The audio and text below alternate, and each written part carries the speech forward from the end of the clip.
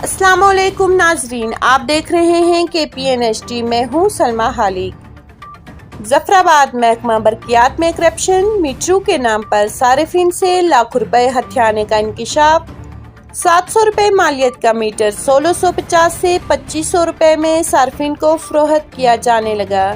انتہائی ذمہ دارانہ ذرائع کے مطابق محکمہ برقیات میں میٹر تنصیب کے نام پر صارفین کو دونوں ہاتھوں سے لوٹا جانے لگا۔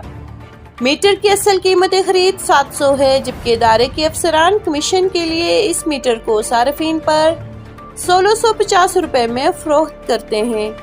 میٹر تنصیب کے نام پر صارفین سے مزید 800 وصول کیا جاتا ہے۔